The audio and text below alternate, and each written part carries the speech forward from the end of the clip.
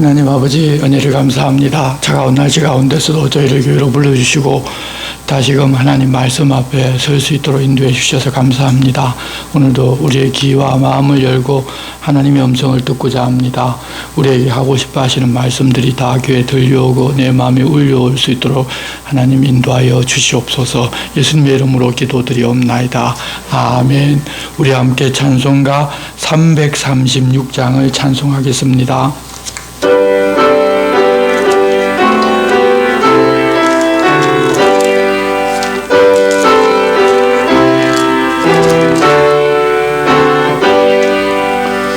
혼란과 핍박 중에도 성도는 신앙 지켰네.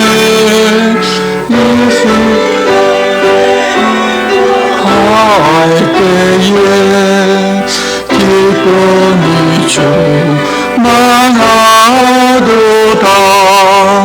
성도의 신앙 따서 죽도록 충성하겠네.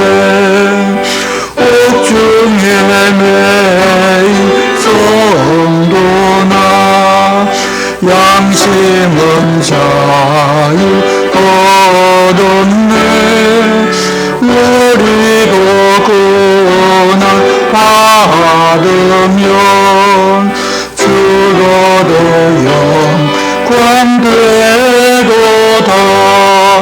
성도의 신앙 따라서 죽도록 충성하겠네. 성도의 신앙 본받아 원수도 살아가겠네. 인자한 어느 현실로 이 신앙 전파하리라. 성도의 신앙 따라서 죽도록 충성하겠네. 아멘. 오늘 우리에게 주시는 말씀은 구약성경 에스겔서 7장 8장 말씀입니다. 구약성경 1156쪽 에스겔서 7장 1절에서 4절 말씀까지만 우리가 한 절씩 교독하겠습니다. 구약성경 1156쪽 에스겔서 7장 1절에서 4절 말씀입니다.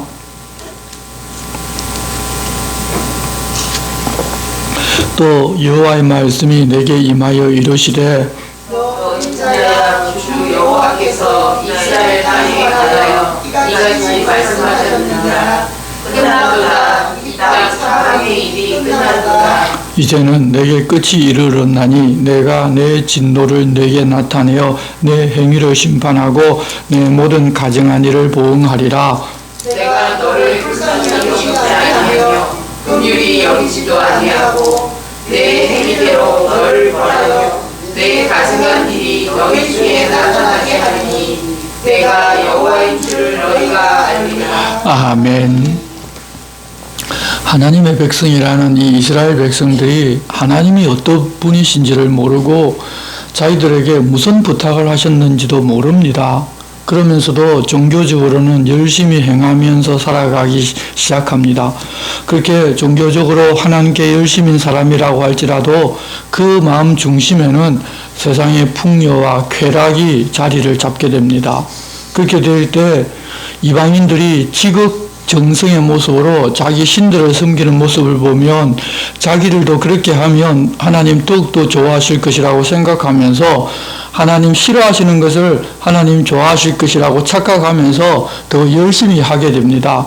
그런데 그렇게 하는데도 자기들이 생각하는 복이 임하는 것 같지 아니하고 문제가 해결되는 것 같지 아니하고 다른 종교를 가진 사람들이 더 큰 나라를 만들고 더 행복하게 살 뿐만 아니라 자기들과 싸워서 이기는 것을 보게 되면 자기들의 하나님은 이것 정도밖에 못 해주는데 다른 신은 그 신을 믿는 백성들에게 풍요와 승리를 가져다 준다고 생각하고 이제는 그 신을 섬기기를 마다하지를 않았습니다. 하나님께서 약속하시기를 하나님만 섬기면 복을 받아 누리고 만일 다른 신을 섬기거나 그들을 본받으면 화가 임한다고 약속을 했기에 자기들이 살기 어려워진 것과 다른 나라 자기 나라에 쳐들어와서 자기들이 이기지 못한다는 것은 자기들의 불순종 때문에 그러고 있다는 사실을 전혀 모릅니다. 그런 사실을 알려주려고 오랫동안 선지자를 보내어서 우리들이 한 약속이 있지 않느냐, 그 약속대로 하면 복을 누릴 수 있다고 세상의 방식을 떠나 하나님께로 돌아오라고 말씀하셨지만 그들은 점점 더 멀어져만 갔습니다. 어떤 방법으로도 돌아서지를 아니하자 결국 하나님께서는 그들과 약속한 대로 다른 나라를 불러들여서 그들을 치게 하고 아주 소수의 사람들만 살아남아서 포로로 잡혀가서 마지막으로 교육을 시키는 그런 방법을 이제 정하고 시행하려고 하고 계십니다. 처음에는 바벨론이 이기고 그들을 포로로 잡아가기도 하지만 바벨론의 포로로 잡혀가서 보니까 자기들이 섬기던 여호와 하나님이 온 세상을 다스리고 바벨론 왕을 세우기도 하고 폐하기도 하고 초강대국의 흥망성쇠도 쥐고 계시다는 것을 보고서 비로소 그때야 여호와 하나님께서 어떤 분이신지 자기들이 그렇게 팔레스타인 땅에 살 때는 무시하고 그분은 아무 힘이 없는 것 같은데 비로소 그곳에 가서 보니 온 세상을 다 다스리는 전능하신 분이심을 알게 된다는 것입니다. 3차에 걸친 바벨론 침공 때 이 유대인들을 포로로 잡아갔는데 하나님은 그들을 바벨론에 숨겨두는 사람, 좋은 예매라고 말씀하셨지만 사실 그들 모두가 다 그런 것이 아니라 그 중에 아주 일부만 그렇고 나머지 다른 사람들은 그 땅에 남아서 멸망당할 사람들과 별 차이가 없었습니다. 다만 하나님께서 포로로 잡혀간다 하면 산다고 말씀하셨기 때문에 그렇게 포로로 잡혀가면 사는 것입니다. 자발적인 순종이 아니었을 수도 있지만 하나님께서 그렇게 약속하셨기 때문에 그들은 그렇게 사는 것입니다. 유다 땅에는 예레미야가 끝까지 남아서 하나님께서 어떤 분이신지를 알려주고 어떻게 하면 살 수 있는지 하나님 말씀을 전하였고 이제 바빌론의 포로로 잡혀온 사람들 중에서는 하나님께서 에스겔을 선지자로 불러서 자기들이 이렇게 된 이유와 하나님 어떤 분이신지를 그들에게 가르치고 알려주셨습니다. 그렇게 예루살렘이 함락당하고 이스라엘 백성들 대부분이 다 죽게 되는 것은 그들과 시내산에서 맺은 약속에 근거한 것입니다. 그렇게 약속에 근거한 일이 일어나면 그들도 그때 가면 하나님께서 어떤 분이신지를 알게 된다는 것입니다. 그렇다는 사실도 그런 일이 다 일어나고 나서 말씀하시는 것이 아니라 그 전에 미리 말씀하십니다. 자신을 배신하고 떠난 그런 사람들이지만 그들을 미워서 그렇게 하는 것이 아니라 하나님이 어떤 분이신지를 그들에게 알려주려고 이미 약속하신 대로 한다는 것을 그런 일이 일어나기 전에 미리 다 알려주고 나서 그런 일이 있게 하신다는 것입니다. 지난주 말씀에서 예루살렘이 성이 둘러싸이고 기근으로 인하여 죽고 결국 함락당하여 3분의 1씩 무리터를 나누어서 다른 방법으로 죽게 된다는 말씀을 하셨는데 오늘은 예루살렘이 그렇게 되는 때가 얼마 남지 않았다는 사실을 알려주십니다. 7장 1절 말씀 보시면 또 여호와의 말씀이 내게 임하여 이르시되 너 인자야 주 여호와께서 이스라엘 땅에 관하여 이같이 말씀하셨느니라 끝났도다 이 땅 사방의 일이 끝났도다 이제는 내게 끝이 이르렀나니 내가 내 진노를 내게 나타내어 내 행위를 심판하고 내 모든 가정한 일을 보응하리라 내가 너를 불쌍히 여기지 아니하며 긍휼히 여기지도 아니하고 내 행위대로 너를 벌하여 내 가정한 일이 너희 중에 나타나게 하리니 내가 여호와인 줄을 너희가 알리라. 이 말씀을 에스겔에게 하실 때에는 예루살렘이 함락되기 전 약 6년 정도 남았을 때인데 하나님께서는 이미 끝난 상황이라고 말씀하십니다. 이렇게 하는 것이 이미 확정된 상황이고 이 상황을 뒤바뀔 수 있는 그 어떤 것도 없기 때문에 시일만 가게 되면 이 일은 반드시 이제는 일어나게 됩니다. 그동안 그들이 자기들이 하나님께 어떻게 했는지 그 모든 행위에 대하여 심판이 있을 것이고 가정한 모든 일에 대한 보응이 있을 것입니다. 그들이 하나님의 백성들이 아니고 시내산에서 이렇게 하기로 약속을 하지를 않았다면 이런 일이 있을 필요가 없고 하나님께서 그러시지 않을 것이지만 이미 그들이 하나님과 약속을 했기 때문에 약속한 그 일이 지금 일어나게 되는 것입니다. 이 하나님의 백성이 되는 것은 엄청난 특혜가 있지만 하나님과의 약속을 어기고 그 사명을 감당하지 못하면 그에 비례한 화도 경험하게 됩니다. 다만 그런 상황이 되기 전까지 반복해서 돌이키라고 사람을 보내시는데도 그럼에도 듣지 않으면 약속한 그대로 행하셔서 하나님께서 어떤 분이신지를 알려주십니다. 약속한 그대로 실행하시는 분이시고 그 약속을 한 그대로 하나님 하셨기 때문에 이 일이 일어난 것은 우리와 약속한 하나님께서 하셨다는 것을 다들 알게 해주신다는 것입니다. 5절 말씀입니다. 주 여호와께서 이같이 이르시되 재앙이로다 비상한 재앙이로다 볼지어다 그것이 왔도다 끝이 왔도다 끝이 왔도다 끝이 너에게 왔도다 볼지어다 그것이 왔도다 이 땅 주민아 정한 재앙이 내게 임하도다 때가 이르렀고 날이 가까웠으니 요란한 날이요 산에서 즐거이 부르는 날이 아니로다 이제 내가 속히 분을 내게 쏟고 내 진노를 내게 이루어서 내 행위대로 너를 심판하여 내 모든 가정한 일을 내게 보응하되 내가 너를 불쌍히 여기지 아니하며 긍휼히 여기지도 아니하고 내 행위대로 너를 벌하여 너의 가정한 일이 너희 중에 나타나게 하리니 나 여호와가 때리는 이임을 내가 알리라. 볼지어다 그날이로다 볼지어다 임박하도다 정한 재앙이 이르렀으니 몽둥이가 꽃이 피며 교만이 싹이 났도다. 포악이 일어나서 죄악의 몽둥이가 되었은즉 그들도 그 무리도 그 재물도 하나도 남지 아니하며 그 중에 아름다운 것도 없어지리로다. 때가 이르렀고 날이 가까웠으니 사는 자도 기뻐하지 말고 파는 자도 근심하지 말 것은 진노가 그 모든 무리에게 임함이로다. 파는 자가 살아있다 할지라도 다시 돌아가서 그 판 것을 얻지 못하리니 이 묵시가 그 모든 무리에게 돌아오지 아니하고 사람이 그 죄악으로 말미암아 자기의 목숨을 유지할 수 없으리라 하였음이로다.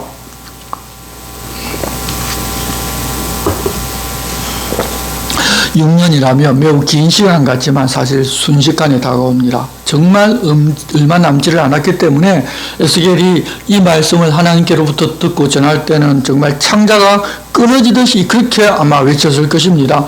그렇게 말씀하셔도 그날이 될 때까지는 다들 들은 척도 하지 않고 믿지도 않기 때문에 아무것도 모르고 있습니다. 하지만 때가 되어 하나님 말씀하신 그 모든 일이 다 일어나게 되면 그 일을 그때서야 하나님 하신 줄로 알게 된다는 것입니다. 그때가 되면 무슨 연유로 이런 일을 자기들이 당하게 되었고 이런 환란이 있는 이유가 무엇인지 그 의미가 무엇인지도 알게 될 것이란 말입니다. 하나님께서 그런 상황을 허락하시면 14절입니다. 그들이 나팔을 불어 온갖 것을 준비하였을지라도 전쟁에 나아갈 사람이 없나니 이는 내 진노가 그 모든 무리에게 이르렀습니다. 밖에는 칼이 있고 안에는 전염병과 기근이 있어서 밭에 있는 자는 칼에 죽을 것이요 성읍에 있는 자는 기근과 전염병에 망할 것이며 도망하는 자는 산 위로 피하여 다 각기 자기 죄악 때문에 골짜기에 비둘기처럼 슬피 울 것이며 모든 손은 피곤하고 모든 무릎은 물과 같이 약할 것이라. 그렇게 된다는 상황 다 알고 밖에 군인들이 쳐들어오고 그럼에도 다 보이는데 불구하고 대비할 수도 없고 막을 힘이 전혀 없어서 그냥 그대로 다 당해야 하는 입장이라면 얼마나 기가 막히겠습니까? 그들이 그렇게 된다고 말씀하셨습니다. 그리고 그 결과로 18절입니다. 그들이 굵은 배로 허리를 묶을 것이요 두려움이 그들을 덮을 것이요 모든 얼굴에는 수치가 있고 모든 머리는 대머리가 될 것이며 그들이 그 은을 거리에 던지며 그 금을 오물같이 여기리니 이는 여호와 내가 진노를 내리는 날에 그들의 은과 금이 너희 그들을 건지지 못하며 너희 그 심령을 족하게 하거나 그 창자를 채우지 못하고 오직 죄악의 걸림돌이 됨이로다. 은금을 많이 가지고 있어도 돈이 되지를 못하고 오히려 살 길이 열려서 도망을 하는데 걸림돌이 될 것이고 또한 그것이 그동안 죄악에 대한 표징이 되어줄 것입니다. 없으면 다 포기하고 그냥 몸만 빠져 도망갈 수 있는데 가진 사람은 그것을 챙겨야 되기 때문에 그렇게 할 수가 없고 대적이 들어오게 되면 약탈을 하기 위해서 그렇게 고관대자 큰 집, 잘 사는 집을 먼저 찾아 나섭니다. 그래서 그들은 반드시 다 죽임을 당하게 됩니다. 20절 그들이 화려한 그 장식으로 말미암아 교만을 품었고 또 그것으로 가정한 우상과 미운 물건을 만들었은즉 내가 그것을 그들에게 오물이 되게 하여 타국인의 손에 넘겨 노약하게 하며 세상 악인에게 넘겨 그들이 약탈하여 더럽히게 하고 내가 또 내 얼굴을 그들에게서 돌이키리니 그들이 내 은밀한 처소를 더럽히고 포악한 자도 거기 들어와서 더럽히리라. 하나님께서 자신의 지성소를 그들에게 내어주어 그들이 들어와 더럽히게 하겠다고 하십니다. 그런 것은 이미 자기 백성들이 성전을 더럽혀 놓았기 때문에 이방인이 들어와 성전을 더럽히는 것 이제 더 이상 아무 문제도 아니고 하나님께서 이제는 더 이상 그곳에 계시지를 않기 때문에 얼마든지 이방인이 들어와서 그렇게 더럽히라고 허락하셨다는 것입니다. 그들은 하나님께서 자기의 성소는 반드시 지키실 것이라고 믿고 있고 그 성소가 예루살렘이기 때문에 예루살렘은 절대로 함락당하지 않을 것이라고 믿고 있지만 그것은 자기들의 생각일 뿐입니다. 이미 더럽혀져서 더 이상 하나님이 계시지 못할 것이 되어버렸기 때문에 하나님께서 그것을 지켜줄 이유가 없는데 그들은 모릅니다. 그렇게 자기들 스스로 그렇게 될 것이라고 믿고 있을 뿐입니다. 23절입니다. 쇠사슬을 만들라. 이는 피 흘리는 죄가 그 땅에 가득하고 포악이 그 성읍에 찼습니다. 내가 극히 악한 이방인들을 데려와서 그들이 그 집들을 점령하게 하고 강한 자의 교만을 그치게 하리니 그들의 성소가 더럽힘을 당하리라. 패망이 이르리니 그들이 평강을 구하여도 없을 것이라. 환난에 환난이 더하고 소문에 소문이 더할 때 그들이 선지자에게서 묵시를 구하나 헛될 것이며 제사장에게는 율법이 없어질 것이요 장로에게는 책략이 없어질 것이며 왕은 애통하고 고관은 놀람을 옷 입듯 하며 주민의 손은 떨리라. 내가 그 행위대로 그들에게 갚고 그 죄악대로 그들을 심판하리니 내가 여호와인 줄을 그들이 알리라. 그렇게 일단 일이 벌어지고 나서는 돌이킬 수가 없습니다. 그들이 선지자를 찾아가서 어떻게 하면 우리가 하나님께로부터 이런 위기에 도움을 받을 수 있느냐고 말하지만 하나님께서는 더 이상 말씀하지를 않으십니다. 제사장들도 마찬가지로 제사도 더 이상 드리지를 못합니다. 장로들은 좋은 무리를 가지고 그때 그런 회피할 수 있는 방안을 생각해 놓아야 되는데 그것도 사라지고 없습니다. 결국은 모두가 다 웃고 울고 잡히고 그냥 벌벌 떠는 그 방법 외에는 없습니다. 그것들이 다 자기들이 행한 그대로 보응을 받는 것입니다. 그제서야 여호와 하나님께서 이것을 허락하셨다는 사실을 알게 될 것입니다. 사람들은 자기들이 조금 착하다고 생각하면 자기들보다 악한 자들이 자기를 이기는 것이 잘못되었다고 그렇게 말합니다. 하지만 우리 하나님께서는 악인들을 심판하실 때 그 악인보다 더 악하고 더 힘있는 자들을 불러들여서 심판하십니다. 그러면 사람들은 아니 그렇게 자기보다 더 악한 자들이 자기들을 잡아 죽이는 것은 잘못된 일이라고 생각하고서 하나님을 원망하지 자기들에게 무슨 악이 있는지를 생각하지를 않습니다. 왜냐하면 자기들을 의롭다고 여기기 때문입니다. 자기들을 돌아보면 죄가 보이고 하나님 앞에서 회개하면서 살아날 방안을 강구하겠지만 그렇지 아니하고 오히려 그런 때 하나님을 원망하고 있기 때문에 그들은 자기들 죄악 때문에 죽게 되는 것입니다. 끝까지 돌아서라는 하나님의 권유를 거부하면 하나님께서 악인을 불러들여서 그렇게 돌아서지 못하게 자기 죄악 중에서 그냥 죽게 하십니다. 그렇게 되면 아무런 답도 없고 그런 일이 다 일어나고 난 후에야 비로소 하나님이 어떤 분이신지를 얼마나 무서운 분이시고 약속을 철저하게 지키시는 분이심을 알게 됩니다. 그때는 그러나 이미 늦은 것입니다. 하지만 이 모든 과정이 하나님께서 어떤 분이신지를 약속을 철저하게 지키시는 분이심을 알게 하는 과정입니다. 이제 8장은 1절 여섯째 해 여섯째 달 초 핫다스에 나는 집에 앉았고 유다의 장로들은 내 앞에 앉아 있는데 주 여호와의 권능이 거기에서 내게 내리기로. 이 말씀은 조금 설명을 들으셔야 합니다. 또 시간이 흘러서 한 1년 정도가 지나고 이제는 예루살렘이 함락당하기 5년 전 어느 날 유다 장로들이 에스겔을 찾아왔습니다.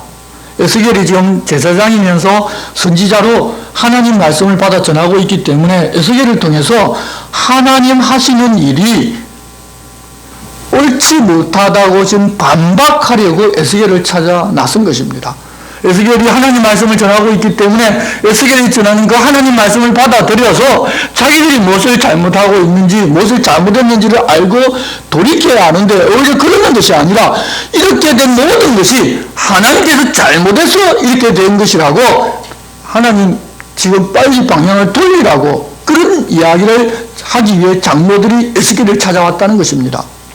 하나님께서는 지금 레위기 신명기서에서 약속하신 그대로 행하고 계시지만 그 말씀을 그들이 모르기 때문에 그냥 이 세상 종교의 원리대로 일이 이렇게 되는 것은 하나님의 잘못이라고 한다는 것입니다.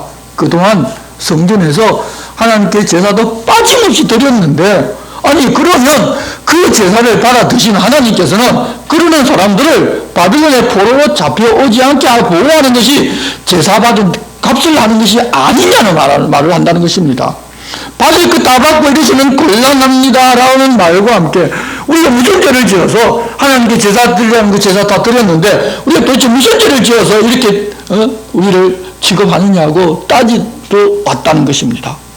그런데 그런 말을 하는 사람들이 어린아이들이 아니라 나이도 에스겔과는 비교도 안 될 만큼 많은 장로들이었습니다.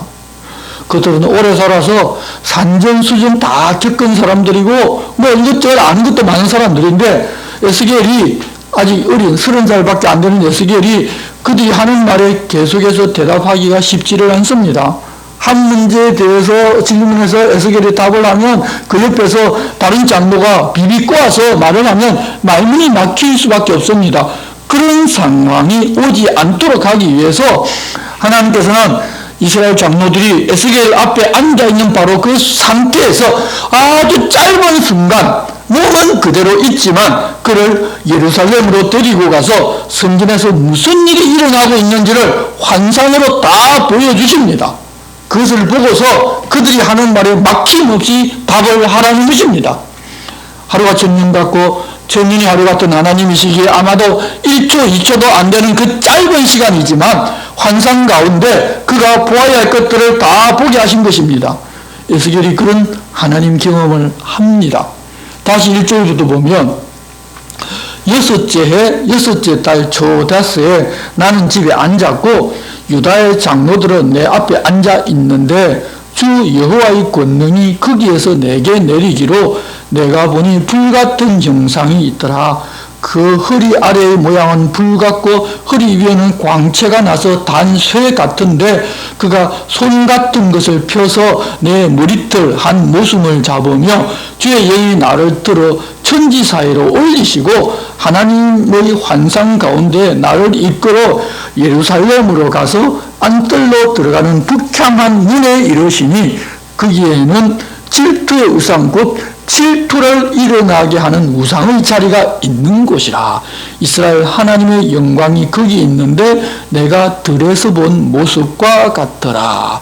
앞서 에스겔서 1장 2장에 설명한 모습을 여기서 에스겔이 다시 보는데 아래쪽에서 무슨 손 같은 것이 나오더니 에스겔의 머리채를 한 모습 잡아서 끌고 순식간에 예루살렘으로 데리고 와서 안뜰로 들어가는 북향한 문에 이르렀는데 그곳에는 질투를 일어나게 하는 우상의 자리가 있었습니다. 앞서는 무리가 잡혀서 가니까 분한 마음이 생겼지만 이번에는 지난번에 이미 한번 경험도 했고 하나님께서 자기 백성들에 대하여 얼마나 화가 심하게 나셨는지 자기도 다 알기 때문에 그렇게 무리가 잡혀서 끌려가는데도 분한 느낌을 이제는 더 이상 느끼지를 않습니다.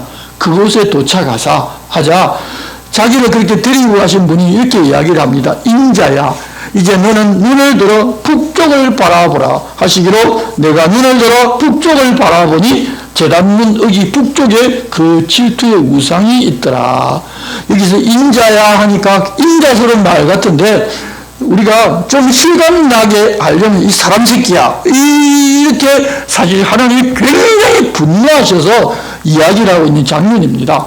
그곳에 질투 우상이 있습니다. 그리고서 다시 말씀하시기를 6절 인자야 이스라엘 족속이 행하는 일을 보느냐 그들이 여기에서 크게 가증한 일을 행하여 나로 내 성소를 멀리 떠나게 하느니라.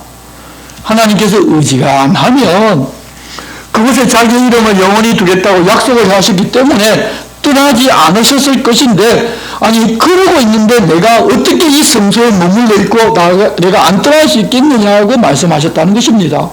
그리고서 말씀하시기를 이 정도 아무것도 아니라고 말씀하십니다. 7절입니다. 그가 나를 이끌고 뜰 문에 이르시기로 내가 본적 담에 구멍이 있더라. 그가 내게 이르시되 인자야 너는 이 담을 흘라 하시기로 내가 그 담을 허니 한 문이 있더라. 또 내게 이르시되 들어가서 그들이 거기에서 행하는 가증하고 악한 일을 보라 하시기로 내가 들어가 보니 각양 곤충과 가증한 짐승과 이스라엘 족속의 모든 우상을 그 사방벽에 그렸고 이스라엘 족속의 장로 중 70명이 그 앞에 섰으며 사반의 아들 야사냐도 그 가운데 섰고 각기 손에 향로를 들었는데 향연이 구름같이 오르더라. 이스라엘 장로 70명이라 하면 산헤드린 공회원이 72명인데 사실은 보통 70명이라고 다 이야기하기 때문에 장로들 전부가 다 그곳에 있다는 이야기입니다. 그럴 뿐만 아니라 사반의 아들 야사냐라는 사람도 있었는데 이 사반이 누군가 하면 요시야 왕 때 성경책을 성전에서 발견해가지고 요시야 왕에게 읽어주던 서기관이었습니다. 그 사반의 아들로 아이감이라는 사람이 있고 아이감의 아들 그달랴가 이후에 유대 총독이 될 것인데 그런 가문인데 그 사반의 다른 아들 야사냐도 그곳에서 분향하는 향로를 들고 있더라는 것입니다. 지금 우상을 만들 시간이 없어. 너무 급하니까 우상을 벽에다 그려놓고서 그 우상 앞에 향을 피우고 제사 드리고 있는 장면입니다. 산헤드린 공회원 전부와 심지어는 사반의 아들까지 말입니다. 12절입니다. 또 내게 이르시되 인자야 이스라엘 족속의 장로들이 각각 그 우상의 방한 어두운 가운데서 행하는 것을 내가 보았느냐. 그들이 이르기를 여호와께서 우리를 보지 아니하시며 여호와께서 이 땅을 버리셨다 하느니라. 왜 그러시는지를 모릅니다. 자기들은 하나님께 제사를 충분히 드렸는데 아니 제사를 그때 받아 드셨으면 우리를 지켜주고 보호하고 복을 주셔야지 왜 이런 일이 일어나게 하시느냐고 우리를 버렸다는 것입니다. 그들이 그러고 있는데 그러고 있는 것은 여호와는 자기를 버렸기 때문에 우리가 우상에게 부탁을 해서라도 예루살렘이 무너지지 않게 좀 그렇게 하고 있다고 한다는 이야기입니다. 그런데 그렇게 하는 것도 견디지 못할 일인데 그 일도 적은 일이라고 하면서 더 심한 모습을 보여주겠다고 합니다. 13절 말씀입니다. 또 내게 이르시되 너는 다시 그들이 행하는 바 다른 큰 가증한 일을 보리라 하시더라. 그가 또 나를 데리고 여호와의 전으로 들어가는 북문에 이르시기로 보니 거기에 여인들이 앉아 단무서를 위하여 애곡하더라. 이 단무서는 이 바벨론의 신인데 어떻게 해서 이 신이 생겨나고 바벨론 사람들이 섬기는가 하면 성경에 나오는 니무롯이라고 하는 사람의 아내가 세미라미스라는 여자인데 자기 남편이 죽은 후에 아주 좀 시간이 지나서 다른 남자와 관계를 해서 아들을 낳았는데 자기 남편이 자기 아들로 환생을 해서 태어났다고 이제는 환생한 신이라고 그렇게 공포를 해버립니다. 그리고 신을 낳은 여인이 자기도 이제 여신이라고 합니다. 그리고 원래 자기 아들이 자기 남편이었기 때문에 결혼해야 한다면서 아들과 결혼을 합니다. 그것이 환생설의 시작이고 바벨론에서 섬기는 신들이었습니다. 그 신의 모습, 그 신을 섬기는 풍습이 온 세계로 다 나중에 퍼져나갑니다. 그리고 그렇게 신인 아들을 안고 있는 여신이 그림으로 많이 나오는데 그것이 당시 워낙 세상에 널리 퍼져 있고 너무도 익숙하다 보니 그 그림을 예수님과 마리아에게 적용을 해서 아들을 안고 있는 어머니 피에타로 둔갑을 하게 되고 나중에 하나님이신 아들 예수를 낳은 어머니 마리아이기 때문에 차마 신으로 좀 반열에 올리고 싶은데 반대하는 사람들이 워낙 많으니까 그러지는 못하지만 신의 어머니로서 성모, 성천설, 종신처녀설 등등을 만들어 신격화하기 시작합니다. 그렇게 한 것이 바로 로마 캐톨릭입니다. 그런데 유다가 망하기 직전에 성전에서 그 바벨론의 신 단무서를 위하여 여자들이 애곡을 하고 있더라는 것입니다. 하나님께서 자기들을 버리셨으니 지금 자기들을 치러온 그 바벨론 신에게라도 부탁을 해서 자기들 좀 돌봐달라고 하고 있더라는 것입니다. 그들이 있으면 마음을 다하고 옷을 찢고 마음을 찢고 옷을 찢어서 여호와 하나님께로 돌아서는 것이 아니라 하나님의 백성인데 이들은 이제 하나님의 백성으로 산 것이 아니라 이미 세상 나라 사람들이 되어버렸습니다. 그래서 눈에 보이는 것은 세상 것 외에는 눈에 전혀 안 보이고 하나님 말씀을 이렇게 들려오지도 않고 위기의 상황에서 하나님께 구하고 하나님께 돌아가면 살 수 있겠다는 생각조차도 이제는 하지 않는 그런 사람들이 되어버린 것입니다. 15절입니다. 그가 또 내게 이르시되 인자야 내가 그것을 보았느냐 너는 또 이보다 더 큰 가증한 일을 보리라 하시더라.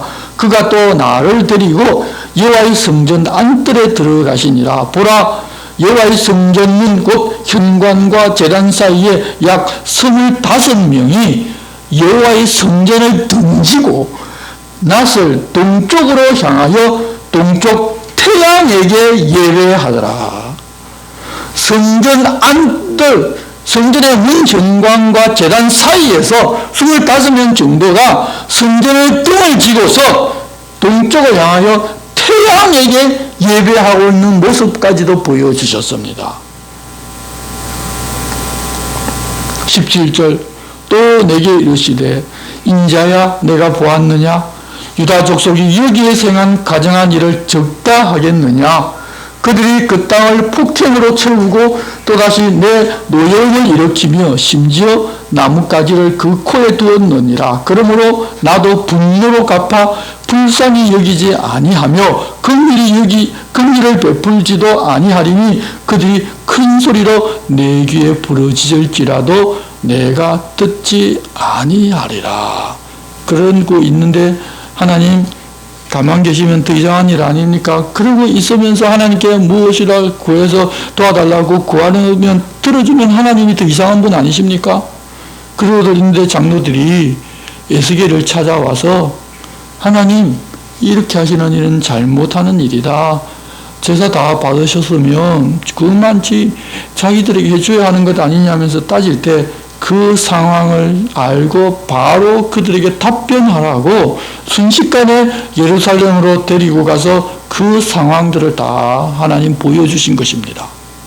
그들이 행하고 있는 것이 얼마나 큰 악인지 레위기서 신명기서를 다 보면 알게 되는데 도무지 성경이나 율법서는 보지를 않고서 그냥 세상 종교에서 요구하는 지극정성으로 제사만 드리면 다 되는 것으로 하는 것이 바로 그 당시 유대인들의 모습이었습니다. 하나님께서 선지자를 끊임없이 보내어서 그렇게 하는 것은 하나님께 가정한 일이라고 율법의 말씀대로 살아야 한다. 하나님하고 기뻐하시는 일이 이것이니 이대로 하라고 말씀하셨지만 그런 지극정성, 이방신들에게 하는 이방신들에게 하는 그런 지극정성으로 하면서 그 사람들이 잘 먹고 잘 사는 것을 보고서 거기에 마음을 빼앗긴 사람들은 아니 세상 종교를 믿는 사람들은 그렇게 하면서 복받아 잘 먹고 잘 사는데 무슨 소리 하느냐고 무시를 하면서 하나님께서 그들에게 돌아오라고 권유하는 말씀은 전혀 듣지를 않은 것입니다. 지금도 하나님 말씀을 바르게 전하며 무슨 소리 하느냐 그런 이야기는 듣기 싫어하고 지극정성을 다하고 살면 하나님 도와주시는 것이 마땅하지 아니냐며 그렇게 지극정성 드리지 않는 쪽으로 다 몰려가는 것이 이제는 당연한 것처럼 되어가고 있습니다. 그러면 성공하기도 하고 부자 되기도 하고 원하는 것이 당장 이루어지기도 합니다. 하나님을 바르게 섬기지를 못하도록 마귀가 우는 사자같이 달려들면서 너 그런 것도 원하고 있어? 그러면서 계속 하나님 말씀 모르고 예전에 이스라엘 유다가 망했던 것처럼 지극정성으로 제사만 열심히 드리면 다 되는 것도 알고 제발 그렇게 계속 하라고 계속 원하는 것 들어줍니다. 기도 응답 되기도 합니다. 그러니 자기들은 하나님께서 말씀 아무것도 모르고 그저 지극정성으로 열심히 기도하고 통성하고 금식하고 하기만 하면 산기도 올라가서 나무뿌리 힘들고 밤새도록 나무뿌리 뽑으면 하나님 신앙이 좋아서 하나님 자기 기도 들어준다고 아는 그런 시대가 이미 지금 무르익을 만큼 무르익고 이제는 그런 것이 더 이상하지 않을 정도입니다.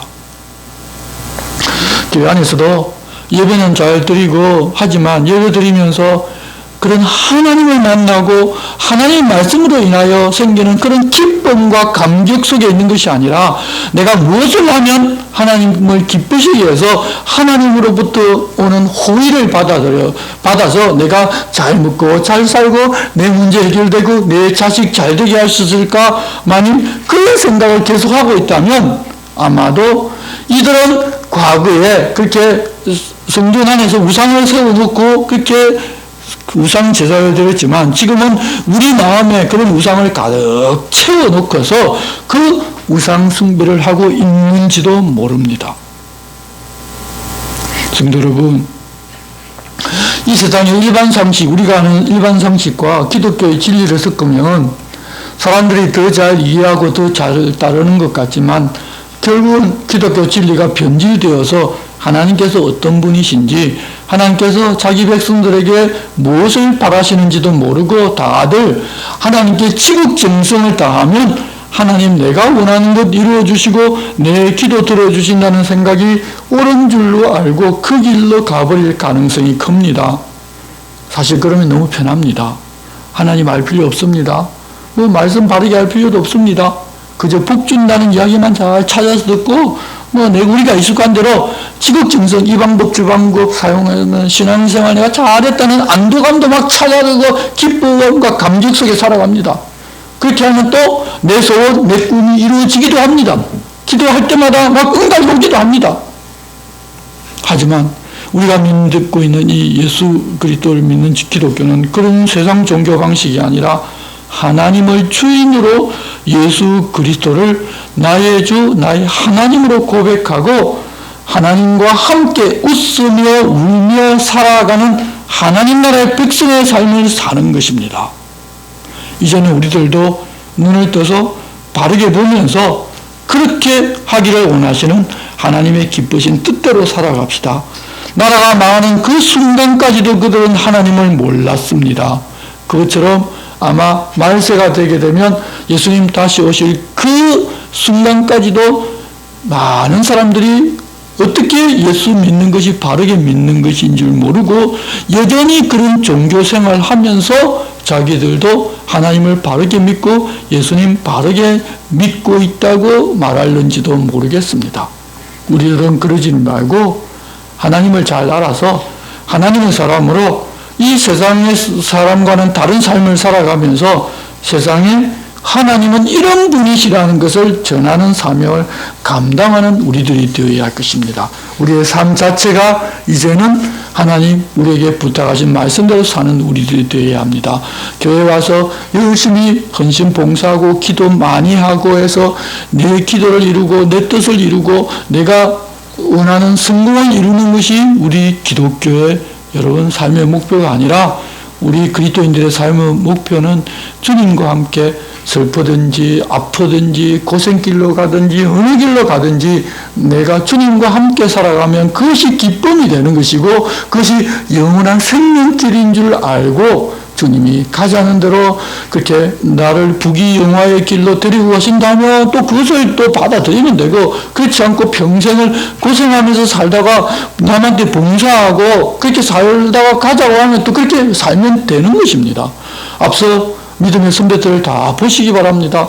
사도 바울 같은 사람도 어디에 하나님 말씀을 그렇게 전하면서 살았는데 여러분 좋은 일들이 별로 있었습니까? 없지 않았습니까? 우리들도 마찬가지입니다. 우리들도 어떻게 보면 지금은 굉장히 편하고 좋은 시대에 살고 있습니다. 이렇게 즐기면서고 살고 이렇게 하나님 복을 받아 누리고 살아가면서도 하나님께서 얼마나 감사한지 그 감사를 모르고 살아갈 때가 많이 있습니다. 그저 그래서 내가 원하는 것 하나 있는데 그거 틀어지면 하나님 원망하기도 하고 내 뜻대로 안 해준다고 하나님 뭐라고 이야기하기도 하고 하나님 이러시면 안 되지 않느냐고 나서기도 합니다. 이제는 그러지 말고 하나님이 내 마음에 계시고 내 마음속에서 하나님의 말씀으로 이끌어가고자 하면 그것이 하나님께서 내게 주시는 은혜인 줄로 알고 상황과 처지를 보는 것이 아니라 나와 함께 계신 하나님을 보면서 기뻐하기도 하고 즐거워하기도 하고 어떨 때는 함께 울기도 하면서 하나님과 함께 천국 백성의 삶을 살아가는 모두가 됩시다. 주님 그리 살자고 권유하십니다. 기도하겠습니다. 하나님 아버지, 하나님의 백성이라면서 하나님을 잘 모르고 엉뚱한 짓을 하며 하나님의 진노만 불러온 유대인의 모습을 보고 있습니다. 그들이 그렇게 되는 것은 하나님을 잘 모르고 그 말씀도 잘 몰랐기 때문인데 저희들이 사는 시대도 이제 점점 그렇게 되어가고 있습니다. 하지만 저희들은 깨닫고 돌아서서 주님이 바라고 원하시는 것이 무엇인지를 알고 하나님의 뜻대로 살아가게 도와주시옵소서. 교회 지도자들과 교회 성도들이 더 하나님 말씀을 잘 알아서 끝까지 하나님의 교회를 하나님의 교회답게 만들어 이 세상에 교회란 이런 것이라고 바르게 알려줄 수 있도록 저희들 모두에게 지혜도 주시고 성령님을 통하여 깨닫게 하여 주시옵소서. 그리하여 이 땅에 살아가는 순간순간마다 우리의 삶을 통해서 하나님이 영광 받으시게 하는 저희들 되게 주님 도와주시옵소서. 예수님의 이름으로 기도드리옵나이다. 아멘. 우리 함께 찬송가 321장을 찬송하겠습니다.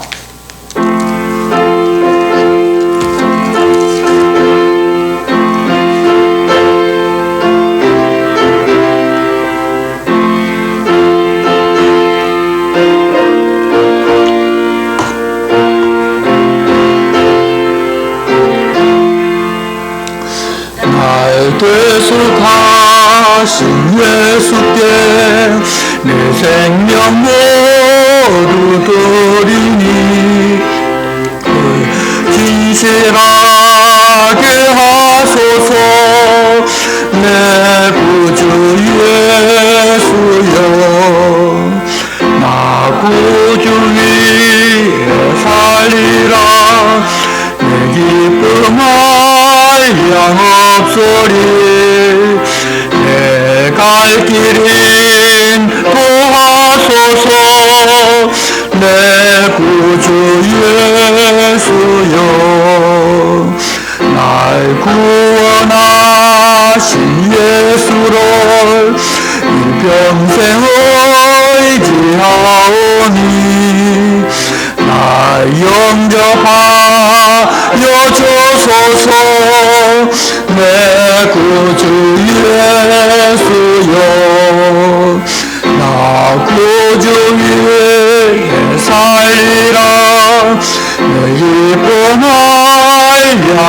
없소리. 내 갈 길은 도하소서.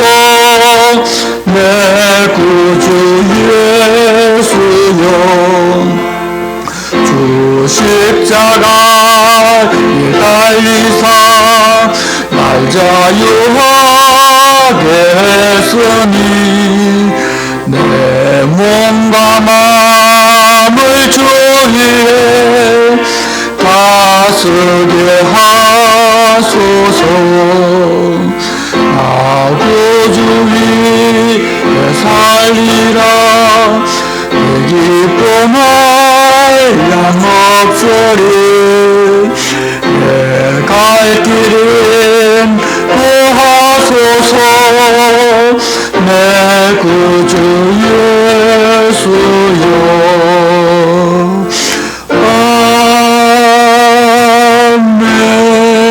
아멘. 주님 가르쳐주신 기도를 드리겠습니다.